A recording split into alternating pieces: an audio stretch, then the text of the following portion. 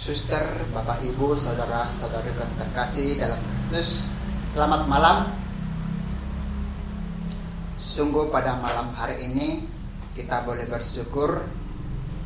Kita malam ini boleh merenungkan sabda Tuhan Yesus di atas kayu salib. Sebelumnya Tuhan Yesus berdoa di Taman Getsemani sampai keringat keluar darah. Itu menandakan bahwa Tuhan Yesus sungguh sangat ketakutan.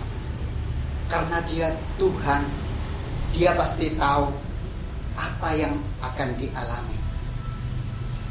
Dia rela menderita demi keselamatan kita, umat manusia.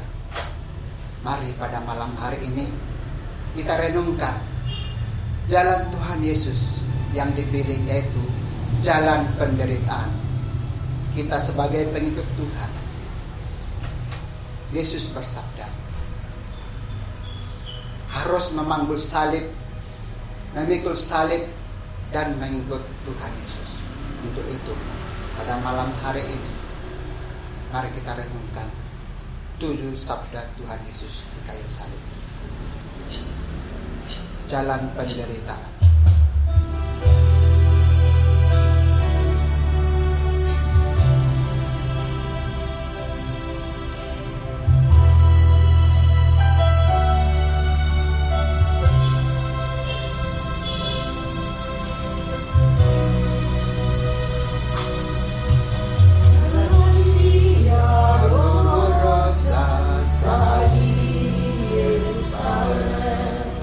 Seorang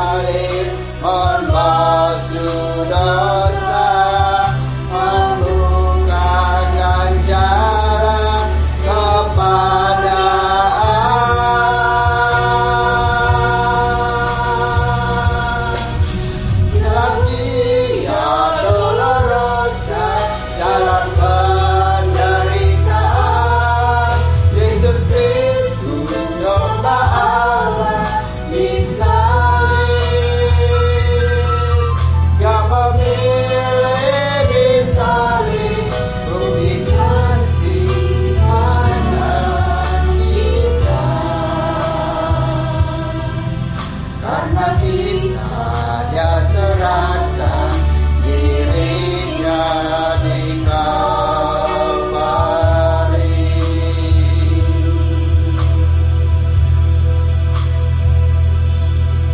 Karena kita dia serahkan dirinya di Kalvari.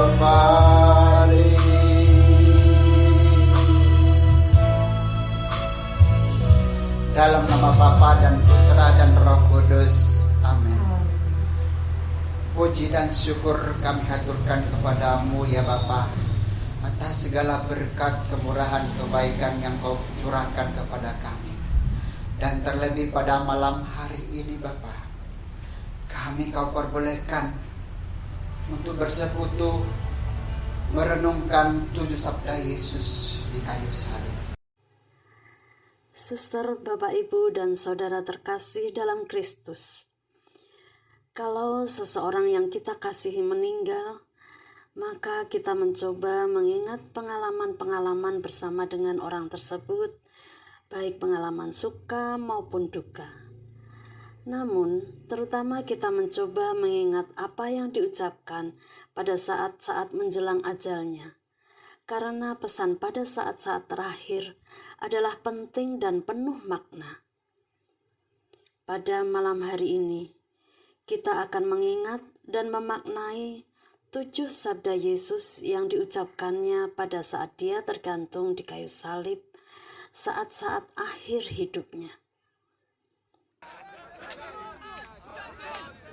אמרת תיחרוס בית קדיש ותבנה לפתלת יומין לקהל מרד מן צלבה.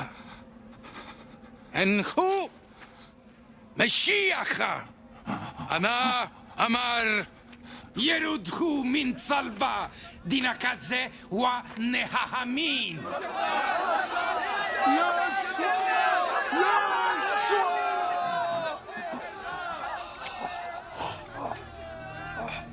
Abba,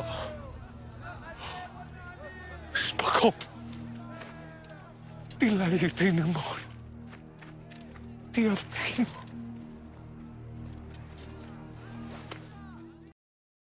Sabda pertama yang diucapkan Yesus saat tergantung di kayu salib diambil dari Injil Lukas bab 23 ayat 34. Ya Bapa, ampunilah mereka, sebab mereka tidak tahu apa yang mereka perbuat. Sepanjang kisah sengsara Yesus, mulai dari Yesus ditangkap, diadili, dihina, dan disiksa, sampai akhirnya dipaku di kayu salib, kita bisa melihat berbagai macam sikap orang di sekitar Yesus. Pilatus yang menuruti massa memilih membebaskan Barabas, padahal dia tahu bahwa tidak terdapat kesalahan sedikit pun pada diri Yesus. Murid-muridnya yang pengecut tidak berani mengaku sebagai murid Yesus. Kaum Farisi yang iri hati, orang yang tidak melakukan apapun ketika mereka melihat ketidakadilan, serta serdadu yang kejam. Yesus melihat semua perbuatan-perbuatan dosa tersebut, dan dalam kesakitannya yang amat sangat akibat siksaan serta dipaku dan tergantung di kayu salib, Yesus bersabda, "Ya Bapa, ampunilah mereka, sebab mereka tidak tahu apa yang mereka perbuat." Yesus tidak memperdulikan kesakitannya. Yesus hanya ingin agar umat-umatnya mendapatkan keselamatan. Saat ini pun, Kristus melihat kesombongan manusia, orang-orang yang meninggalkan gerejanya, orang-orang yang memecahkan diri dari tubuh mistik Kristus, orang-orang yang sibuk dengan pekerjaan mereka dan lupa akan Tuhan yang telah memberikan rezeki kepada mereka. Dia juga melihat dosa-dosa yang kita lakukan, yaitu saat kita lebih memilih kesenangan kita dibandingkan dengan mengikuti perintah Allah, atau saat kita egois, atau saat kita marah dan mengeluh ketika ada percobaan datang. Manusia memang berdosa karena dipengaruhi oleh kelemahan-kelemahannya akibat dosa asal. Dengan demikian, apa yang diperbuat oleh manusia bisa saja terjadi karena ketidaktahuannya. Namun, tidak semua ketidaktahuan mengakibatkan orang terbebas dari dosa. Ketidaktahuan yang tak terhindari membuat orang tidak berdosa. Namun ingat, ketidaktahuan yang disebabkan oleh ketidakpedulian orang itu sendiri menyebabkan seseorang tetap bersalah. Bagaimana dengan kita yang telah menerima Kristus? Kita tidak mempunyai alasan lagi bahwa kita tidak tahu. Oleh karena itu, tanggung jawab kita lebih berat. Karena barang siapa diberi banyak, akan dituntut lebih banyak. Menyadari bahwa manusia dengan kekuatannya sendiri tidak dapat menjalankan semua perintah Allah, Kristus menyediakan dirinya sendiri untuk disalibkan, sehingga rahmat yang berlimpah dapat mengalir kepada kita umat Allah. Bahkan kesalahan-kesalahan yang dibuat umat Allah dapat dihapuskan dengan melakukan pengakuan dosa. Dan kalau seseorang tidak mensyukuri dan menggunakan semua kemudahan untuk mendapatkan pengampunan dosa, maka orang tersebut tidak lagi mempunyai alasan apapun kalau sampai dia kehilangan keselamatan kekal. Biarlah apa yang dipilih Tuhan Yesus, Via Dolorosa, jalan penderitaan, kami boleh semakin mengerti betapa Tuhan Yesus mengasihi kami, sangat mencintai kami masing-masing. Biarpun kami manusia yang lemah dan berdosa, namun Tuhan Yesus mau berkorban demi kami. Tuhan Yesus tahu betapa kami sering mengkhianati Tuhan Yesus, tapi Tuhan Yesus selalu mengasihi kami. Bahkan kami kembali menyalibkan Tuhan Yesus saat kami kembali melakukan dosa yang sama. Untuk itu pada malam hari ini ya Tuhan, kami datang ke hadapan-Mu. Mohon ampun atas segala dosa kami. Mohon ampun atas kesombongan kami. Kami merasa diri kami mampu, namun kami menyadari betapa kami rapuh dan lemah. Untuk itu ya Tuhan, kami mohon ampun datang ke hadapan-Mu. Jangan biarkan kami pergi Tuhan Yesus, tapi meteraikan kami menjadi penyembah, menjadi anak-anak.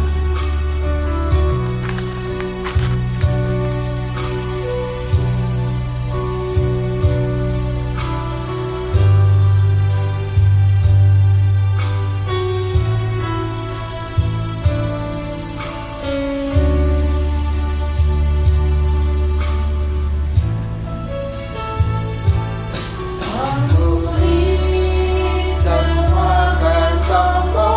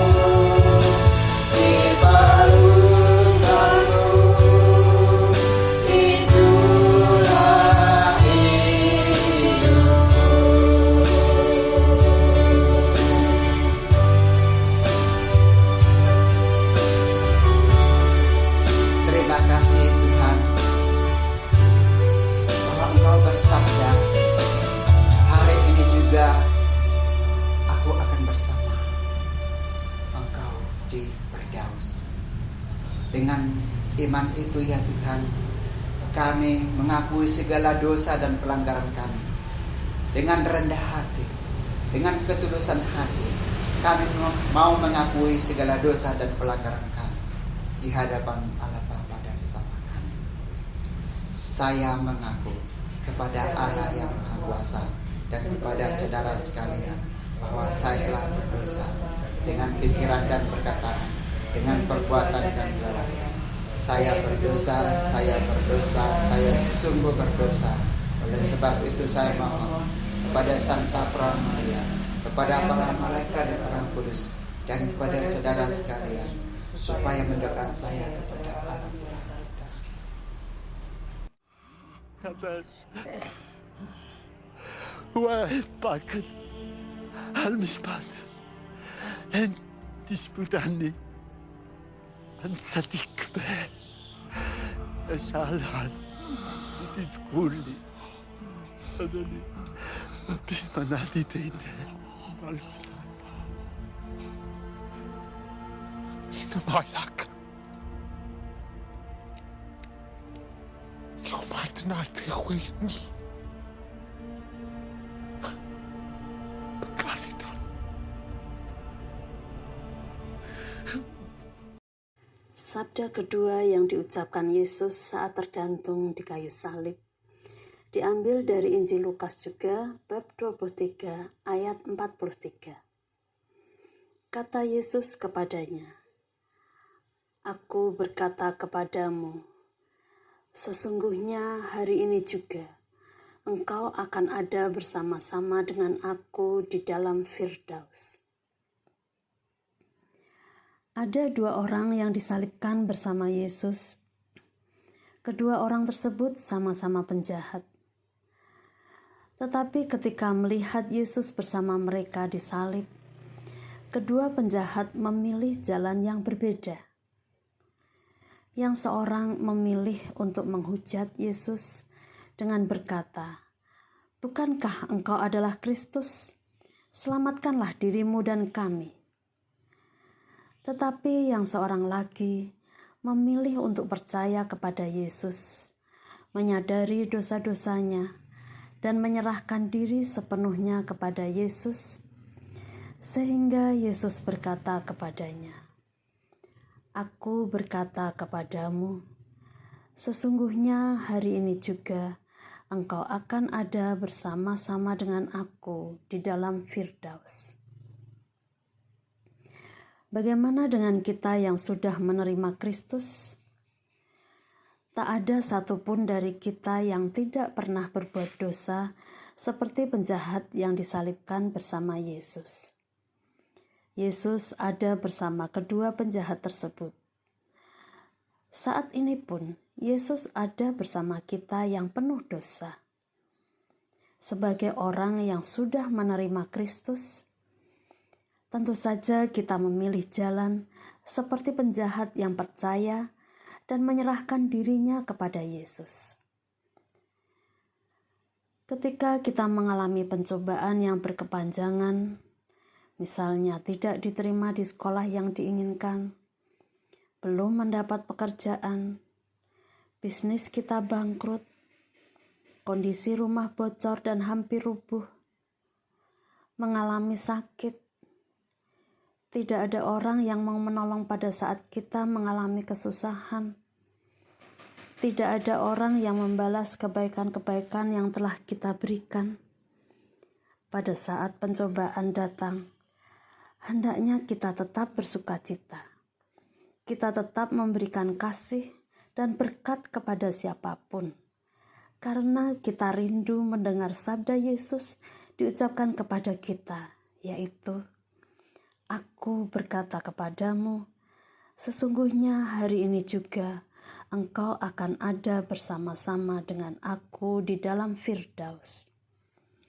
Dengan selalu melakukan hal-hal yang berkenan pada Allah Bapa, kita percaya bahwa Yesus akan memenuhi janjinya untuk memberikan keselamatan kekal kepada kita. Terima kasih Tuhan Yesus. Kami percaya saat ini hati kami sudah berkobar-kobar karena Engkau telah mengampuni kami satu persatu. Dan biarlah pada malam hari ini hati kami semakin terbuka kepada kebenaran-Mu ya Tuhan. Hati kami semakin terbuka kepada jalan yang Kau pilih, jalan penderitaan. Dan biarlah kami semakin mengerti penderitaan, betapa Engkau mengasihi kami dengan bukti Engkau mengasihi kami sampai titik darah penghabisan. Untuk itu pada malam hari ini, biarkan kami semakin mengalami kasih dan anugerah.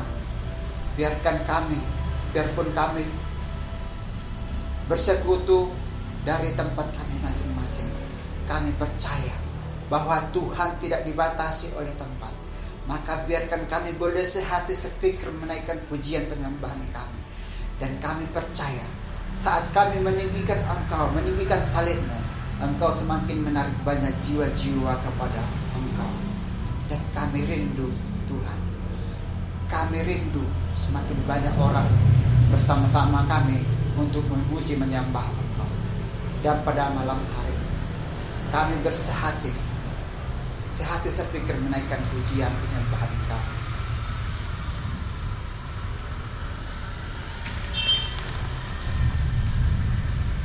Biarlah juga kami Tuhan Yesus, sama seperti Bunda Maria, boleh seirama dengan hati-Mu. Dan kami juga yang sudah Kau tebus, biarkan kami boleh mengerti akan detik jantung. Biarkan kami punya keintiman dengan Engkau, seirama dengan hati.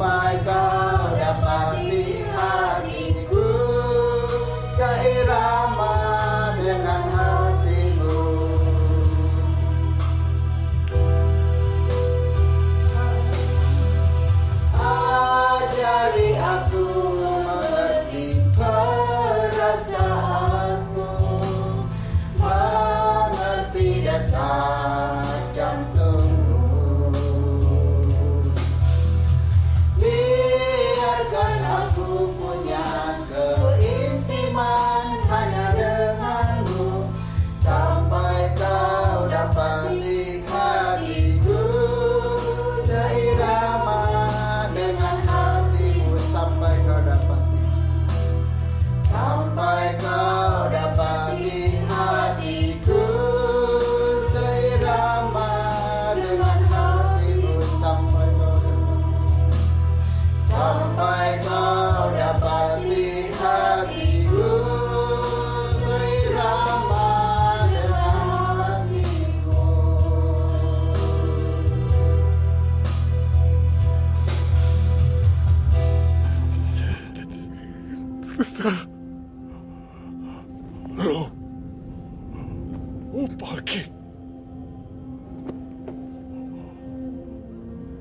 Yohanan baru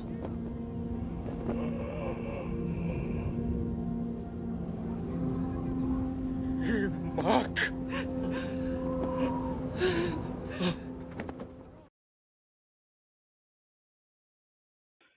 Suster, Bapak Ibu dan saudara-saudari terkasih yang dikasihi Tuhan Yesus Kristus. Sabda Tuhan Yesus yang ketiga dari atas kayu salib ditulis oleh Injil Yohanes bab 19 ayat 26 dan 27 yang bunyinya begini. Ketika Yesus melihat ibunya dan murid yang dikasihinya di sampingnya, berkatalah ia kepada ibunya, "Ibu, inilah anakmu." Kemudian katanya kepada murid-muridnya, "Inilah ibumu." Dan sejak saat itu, murid itu menerima dia di dalam rumahnya. Suster, Bapak, Ibu, dan saudara-saudari terkasih, firman ini sesungguhnya memberi landasan kepada kita. Tuhan Yesus mengajarkan kepada kita bagaimana kita mengimani bundanya. Dari situ jelas sekali kita harus menerima Bunda Maria dan mengimani sebagai bunda orang beriman kepada Yesus. Dan tentunya bunda seorang wanita yang selalu setia, taat, dan berserah kepada Allah pasti akan memenuhi perintah putranya dari atas kayu salib. Bunda akan menerima semua umat beriman ini sebagai putra-putrinya.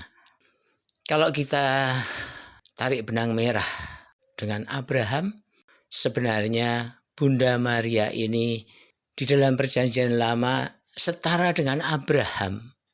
Abraham adalah juga orang yang taat, setia, dan berserah kepada Allah, dan dikatakan bapa orang beriman.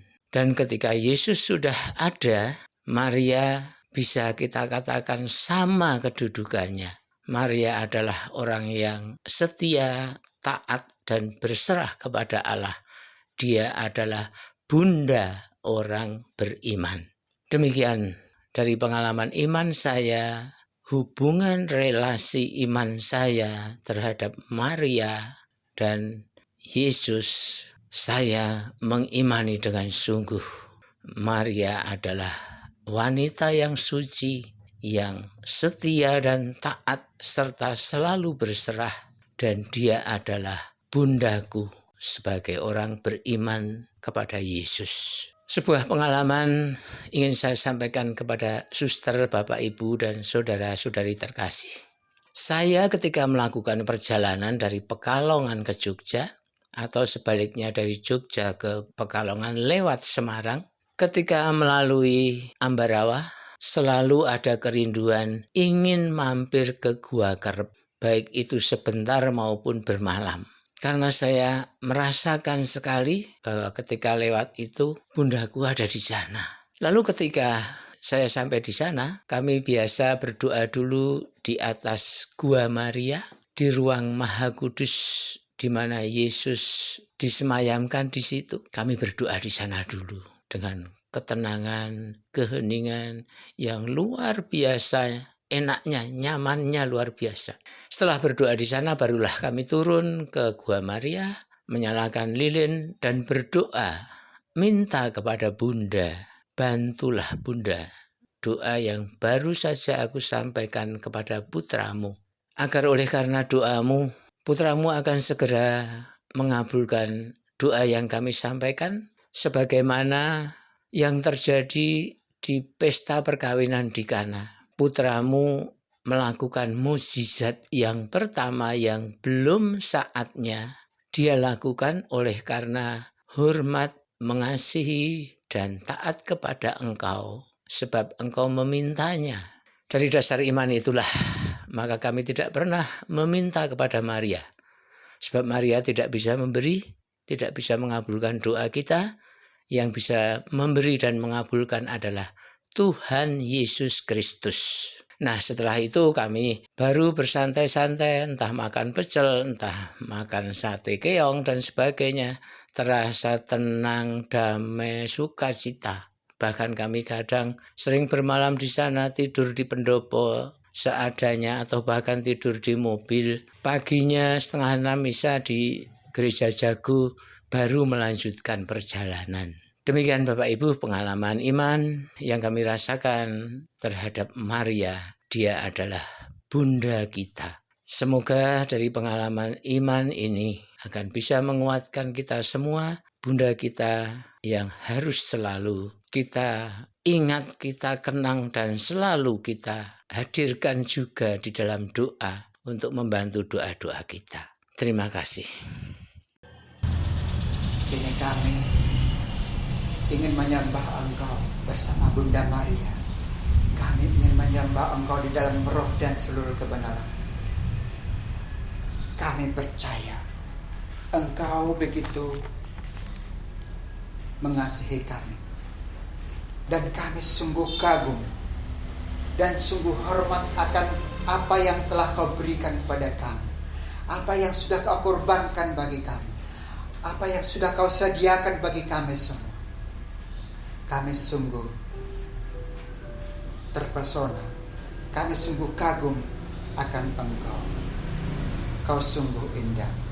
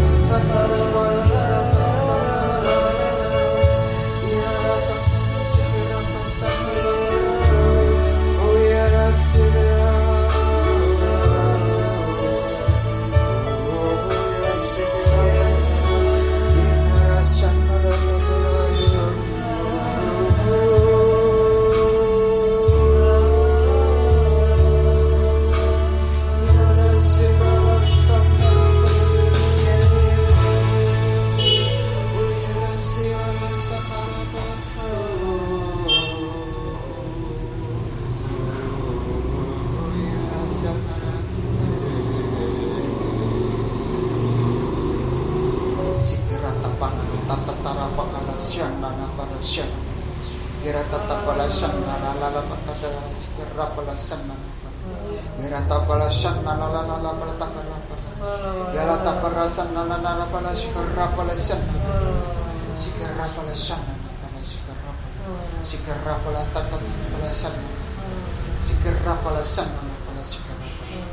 Oya rasa nana pala sikira pala shanana. Kira tata pala shanana pala sikira. Oya sikira pala shanana. Sikira pala shanana.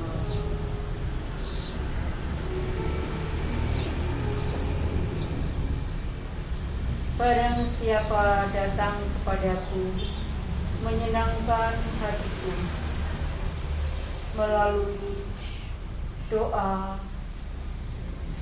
melalui keheningannya, terlebih seperti di saat ini, engkau bersekutu di dalam namaku, engkau mengagungkan namaku, dan memuliakan nama Bapakku di surga. Betapa berkenannya kehidupan yang ada di hatinya.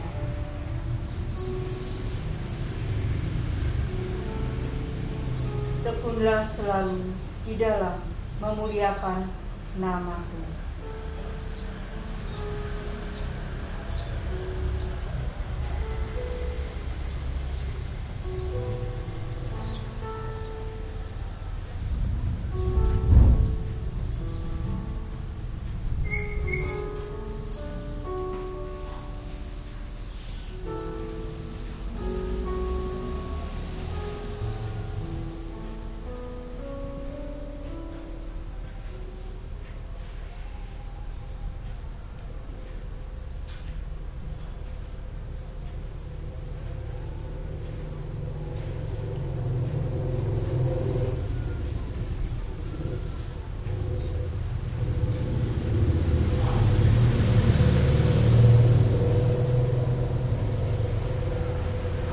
Terima kasih Bapa, terima kasih Tuhan Yesus, terima kasih Roh Kudus.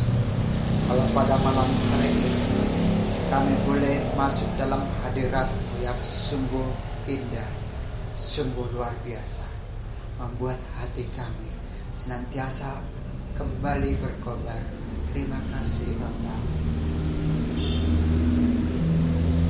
Juga pada malam hari ini Engkau kembali menguatkan hati kami, supaya kami setia dan tekun bersekutu dengan Engkau dan memuliakan Engkau. Terima kasih Bapa. Biarlah saat-saat ini seperti ini urapan tercurah atas kami semua.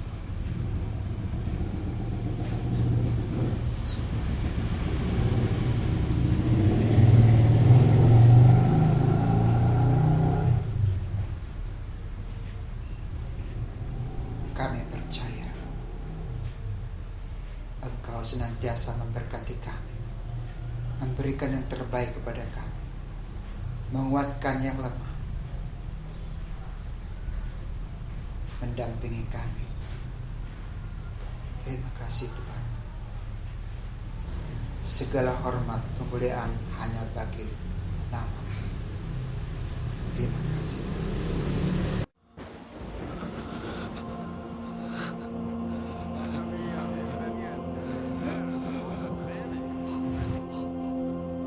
Ilahi!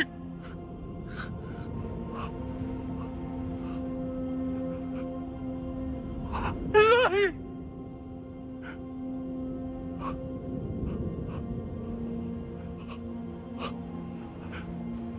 Nama Sabatani.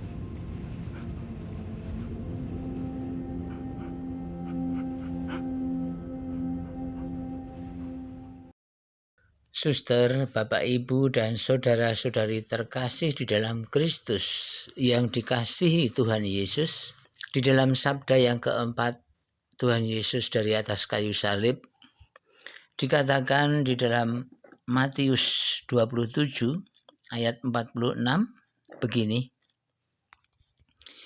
kira-kira jam 3 berserulah Yesus dengan suara nyaring, Eli, Eli, lama sabachthani, artinya, Allahku, Allahku, mengapa engkau meninggalkan aku?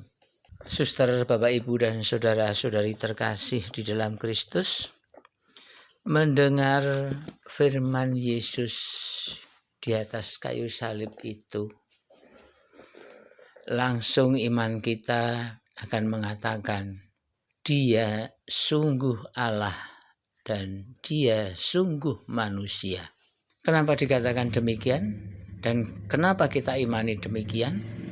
Oleh karena dari sisi manusianya, Tuhan Yesus yang sudah merasakan begitu beratnya semenjak divonis hukuman salib, lalu memanggul salibnya dengan dicambuk, didera, di macam-macam siksaannya yang dialami ketika berjalan memanggul salib. Sesungguhnya dari sisi manusianya Yesus sudah mengalami kelelahan yang luar biasa.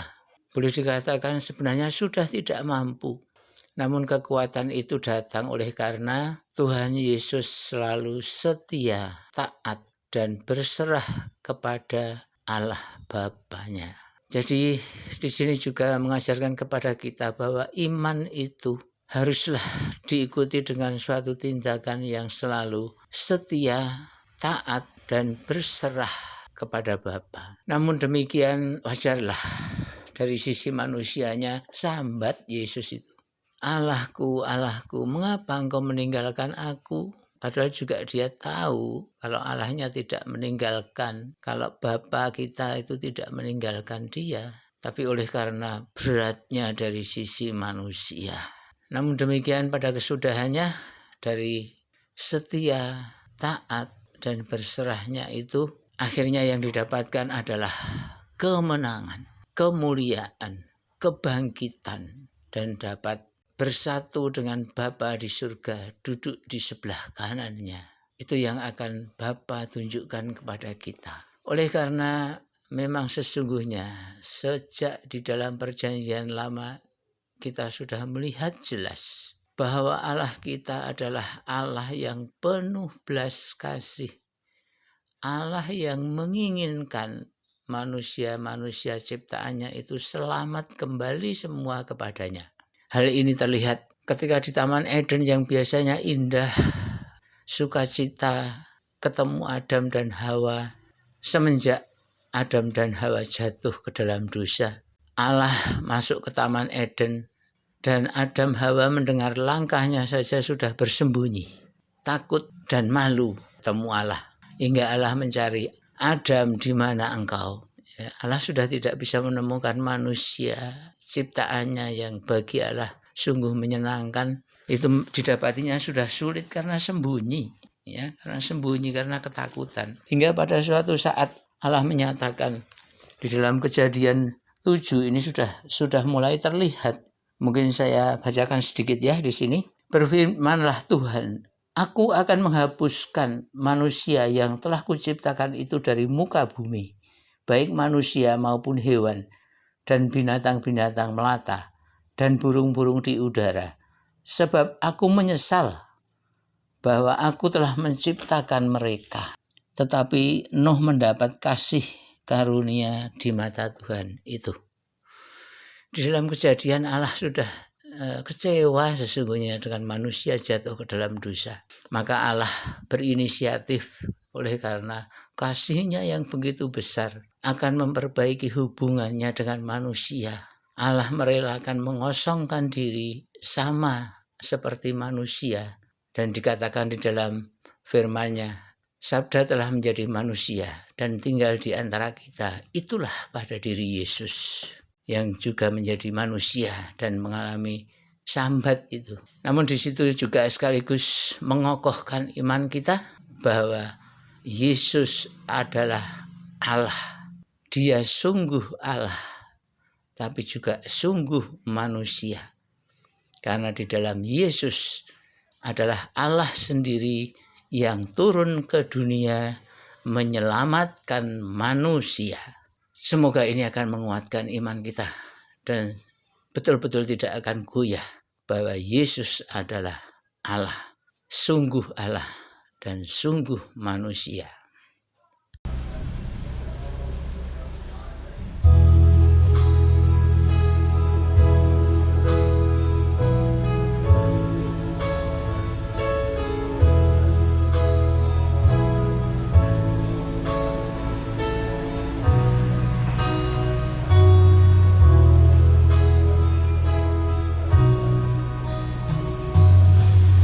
Hancur menderita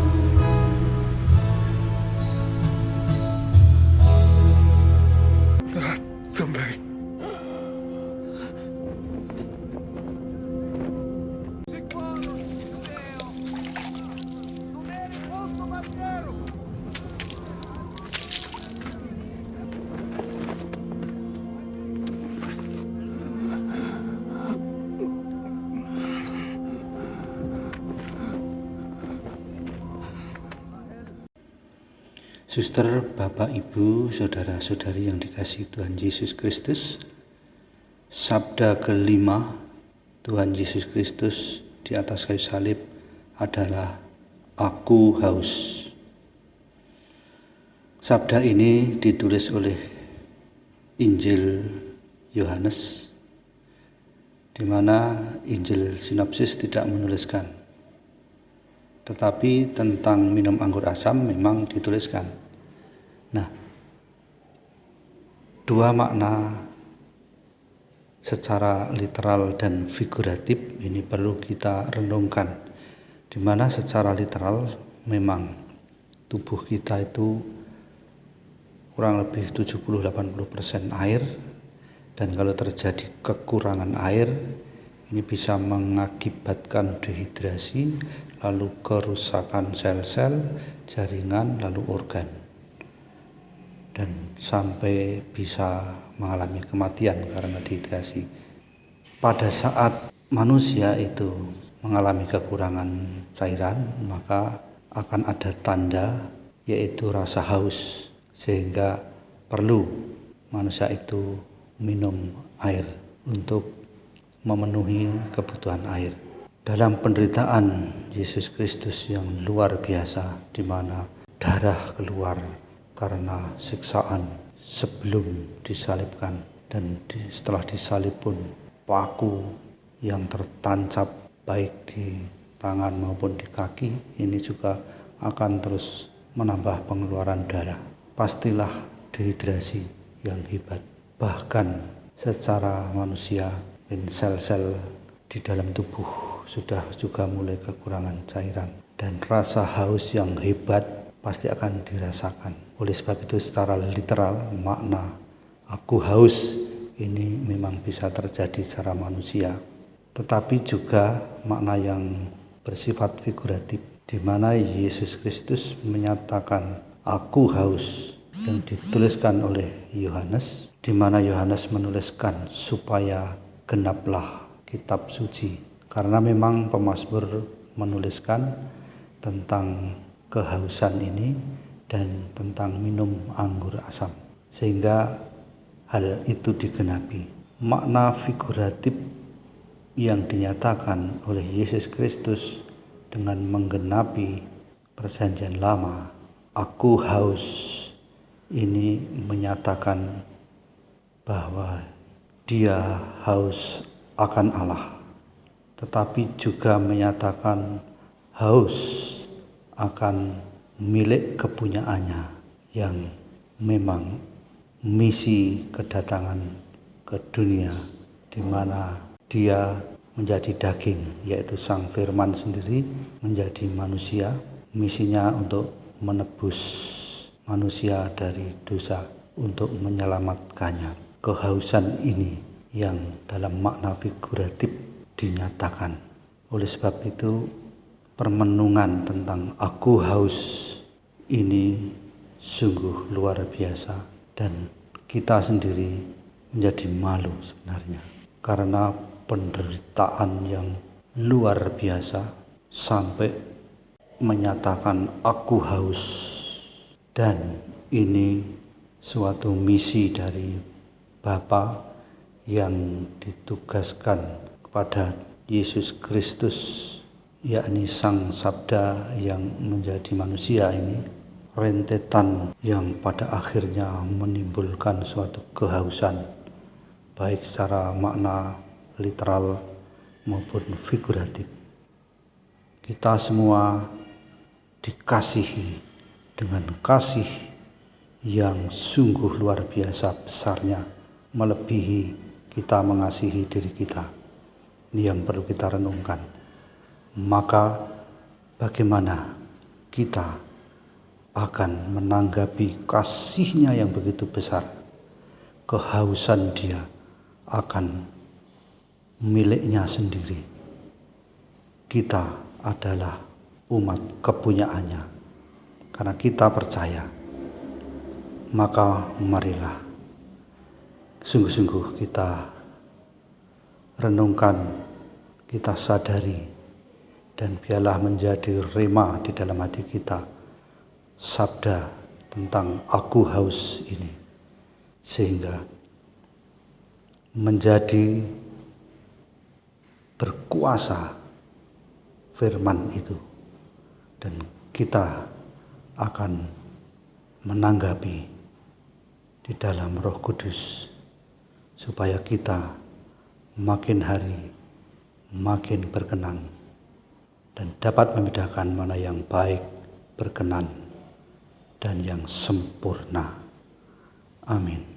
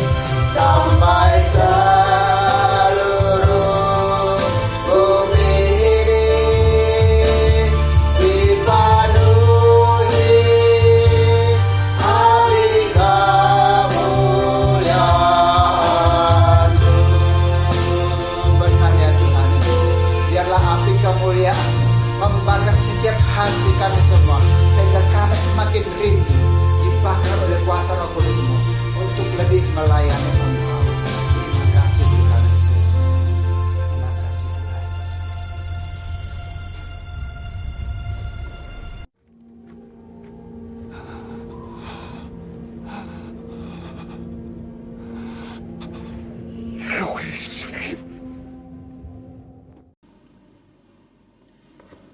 Suster, Bapak, Ibu, Saudara-saudari yang dikasihi Tuhan Yesus Kristus, sabda Tuhan Yesus Kristus yang keenam di atas kayu salib adalah sudah selesai.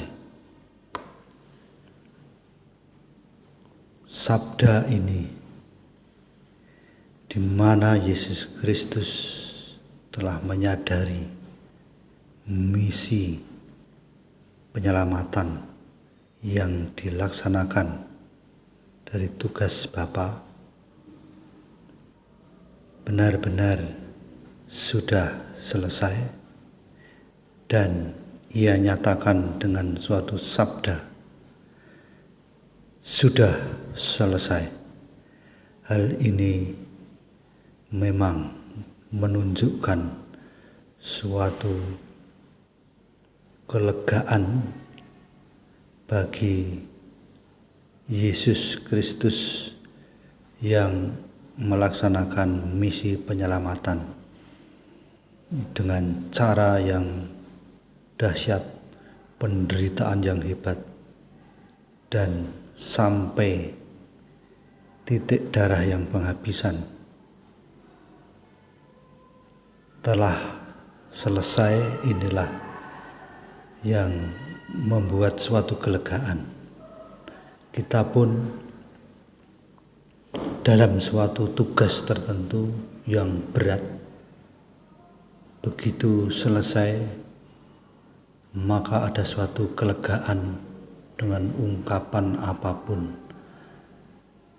entah dikatakan wis beres ataupun sama dengan yang disabdakan Tuhan Yesus, selesai, sudah selesai. Ini ungkapan suatu kelegaan, tetapi tidak hanya berupa kelegaan yang biasa, karena ini misi yang berat, di mana misi menyelamatkan semua manusia yang percaya kepadanya supaya tidak binasa kekal. Dan kasih-Nya yang begitu besar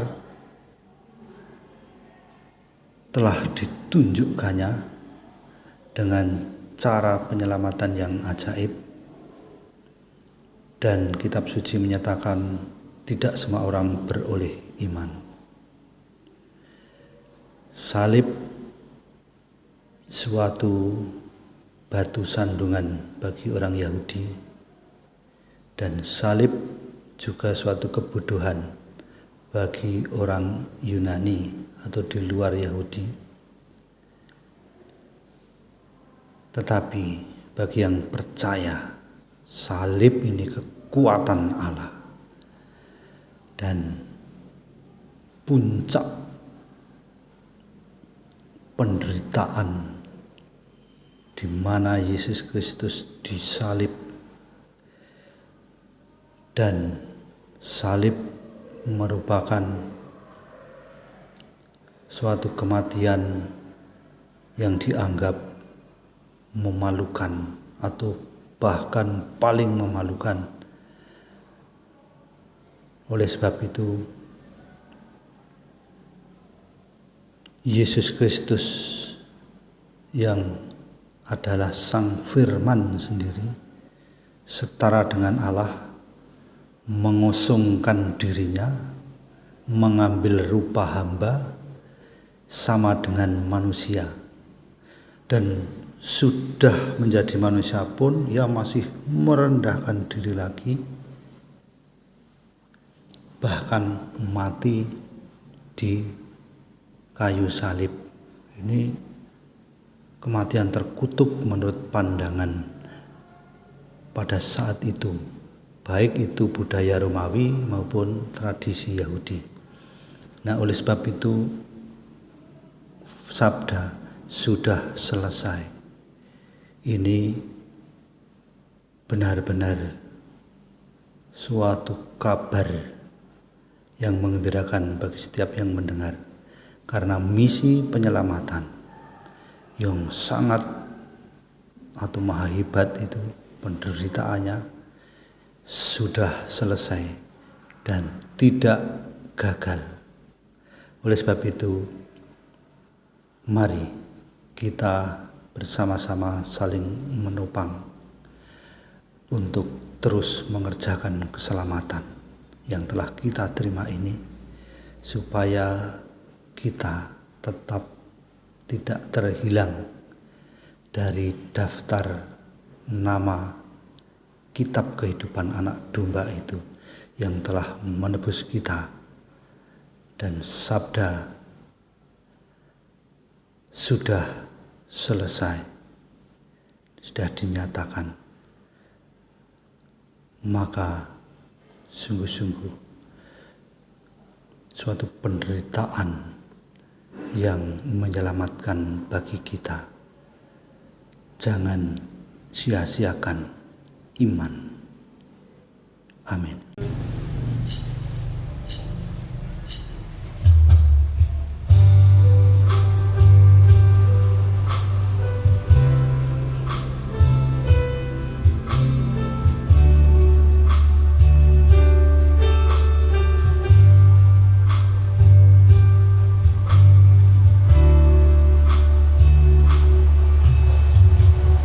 Aku tak duri di kepala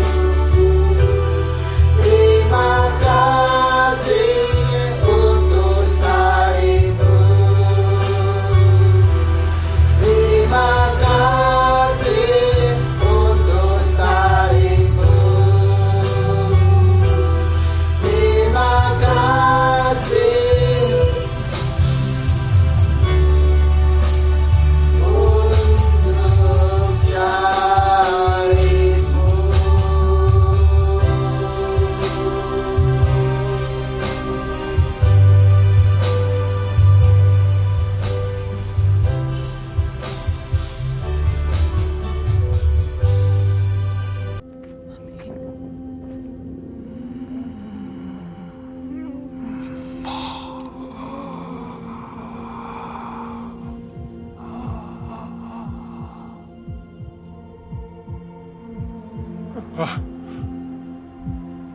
Dad, maafkan.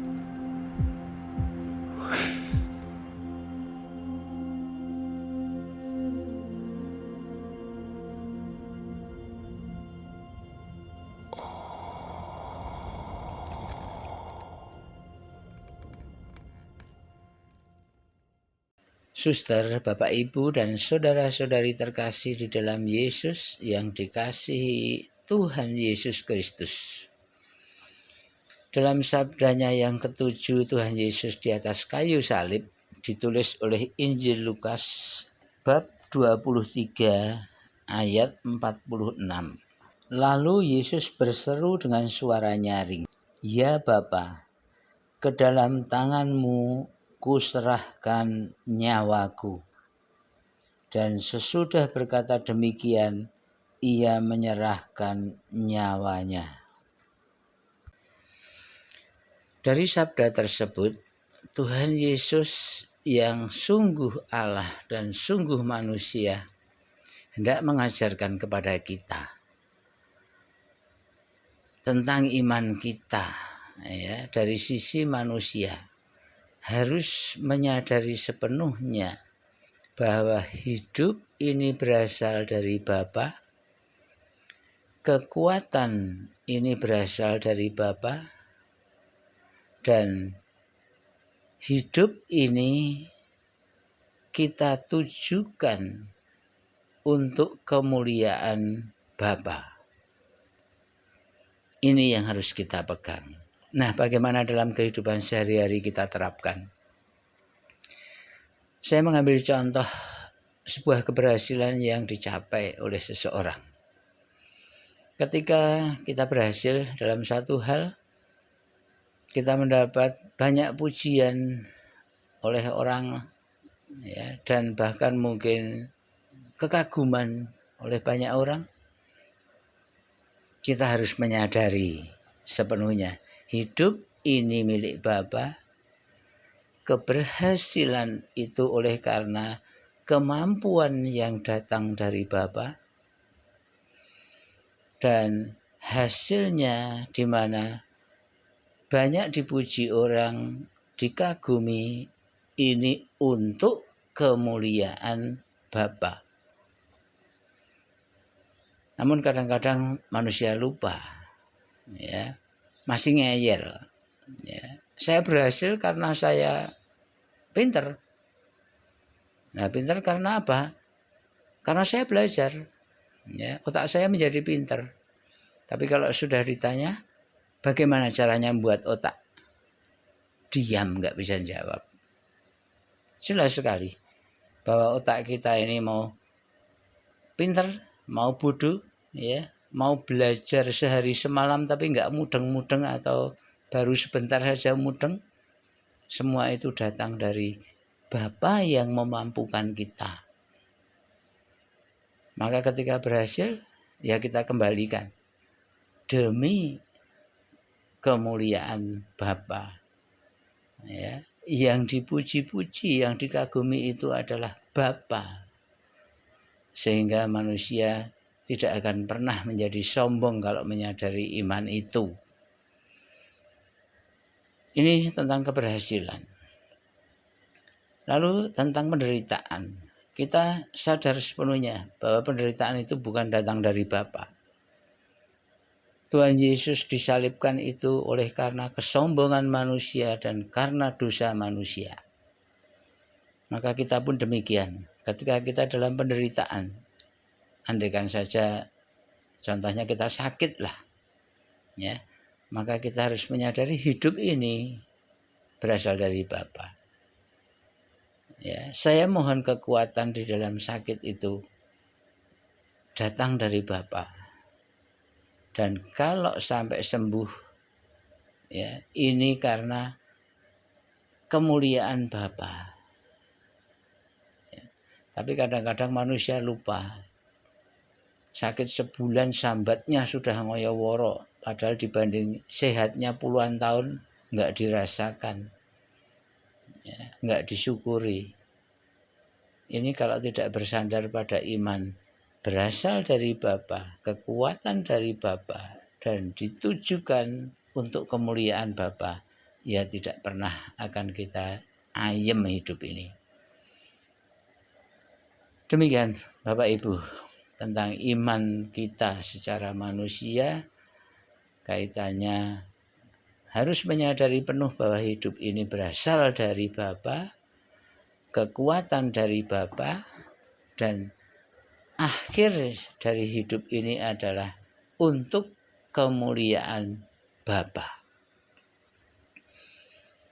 Nah, kalau kita akan merangkum dari firman pertama sampai dengan yang terakhir, ini sesungguhnya mulainya terjadi syahadat para rasul, kredo para rasul, ya, di mana dari iman peristiwa Yesus disalib inilah menjadi dasar iman kita mengakui bahwa Yesus itu adalah Allah.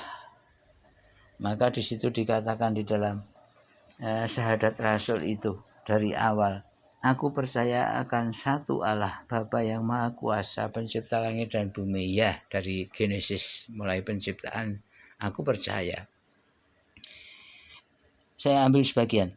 Ia turun dari surga untuk kita manusia, iya, karena keselamatan ini oleh karena inisiatif Allah sendiri yang ingin memperbaiki hubungannya dengan manusia yang sudah rusak oleh karena Adam jatuh ke dalam dosa. Allah yang sangat mencintai manusia, sangat sayang pada manusia, senang dengan manusia ciptaannya ini, hubungannya rusak karena Adam jatuh ke dalam dosa. Lalu Allah berinisiatif hendak menyelamatkan hubungan tersebut dan turun untuk kita manusia, turun dari surga. Dan untuk keselamatan kita, iya, karena itu menyelamatkan kita. Ia dikandung dari Roh Kudus, dilahirkan oleh perawan Maria dan menjadi manusia. Iya, menjadi manusia, yaitu dalam diri Yesus Kristus. Jadi Allah yang sudah merendahkan diri, mengosongkan diri serendah-rendahnya menjadi manusia dalam diri Yesus Kristus, itu pun masih direndahkan lagi dengan hukuman yang keji, yang hina, salib itu dalam tradisi Yahudi. Ya, namun Allah mau melakukan itu demi keselamatan dan penyelamatan manusia. Ia berasal dari Bapa dan Putra, iya, karena sejak semula Allah bersama-sama dengan Firman, ya, sudah sejak awal mula Firman itu dan Allah bersama-sama, yang serta Bapa dan Putra selalu bersatu, Allah dan Firman itu, ya, dengan Rohnya yang kudus, sehingga disitulah tiga pribadi yang satu dalam syahadat para rasul. Awal pun dikatakan, aku percaya akan satu Allah, ya, dan yang akhirnya, aku menantikan kebangkitan orang mati dan hidup di akhirat. Iya, sudah ditunjukkan lengkap oleh Tuhan Yesus Kristus. Setelah mati, hidup di akhirat dan ditinggikan, dimuliakan oleh Bapa, duduk di sebelah kanan Bapa. Itulah Paskah. Maka di dalam liturgi gereja, Paskah adalah puncak hierarki gereja yang tertinggi. Ya, namun kita karena kebiasaan merayakan ulang tahun, maka biasanya lebih ramai di Natal, apalagi disambung tahun baru. Padahal sebenarnya Natal adalah kita siap lahir baru karena Sang Penyelamat sudah datang. Tapi karya penyelamatan itu sendiri, ya, itu baru datang. Karya penyelamatannya ya di hari Paskah ini. Di hari Paskah ini, makanya Paskah adalah puncak hierarki gereja. Semoga dari perenungan firman ini kita akan semakin dikokohkan dan percaya bahwa Yesus adalah Allah. Yesus adalah penyelamat kita. Dia sungguh Allah dan sungguh manusia. Amin.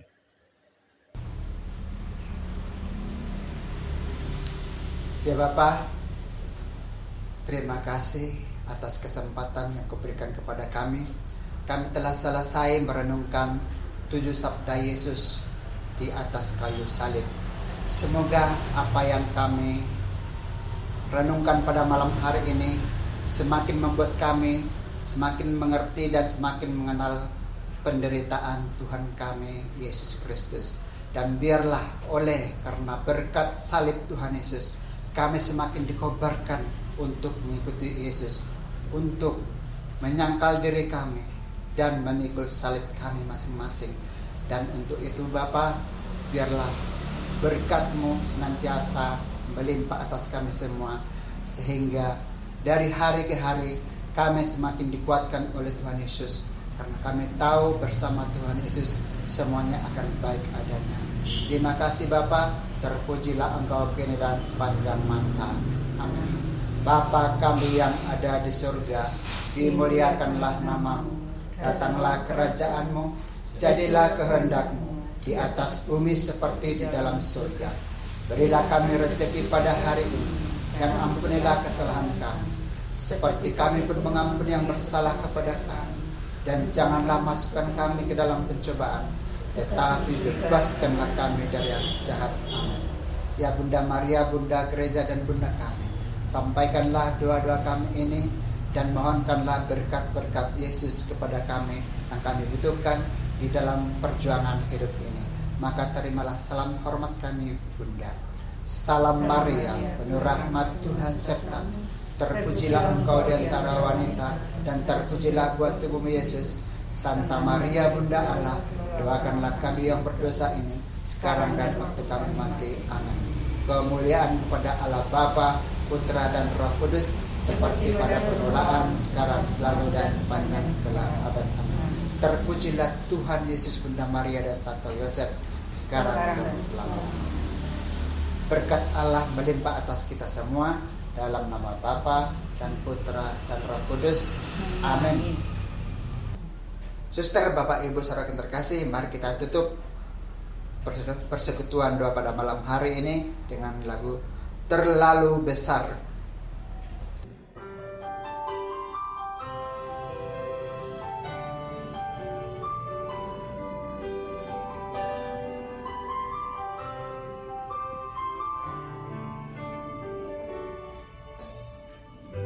Aku lihat di kasih-Mu, Kau menderita demi kami.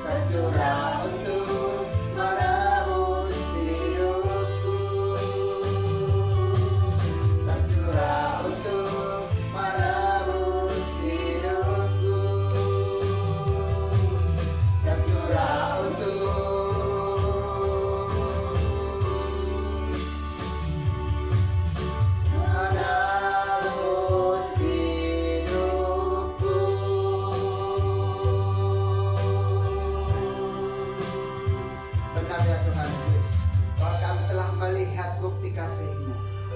Dan biarlah kami boleh hidup untuk menyenangkan Engkau. Dan biarlah Roh Kudus yang berkarya, sehingga kami, kehidupan kami semakin menyenangkan hati-Mu dari hari ke hari. Terima kasih Tuhan Yesus. Terpujilah Engkau kini dan sepanjang masa. Amin.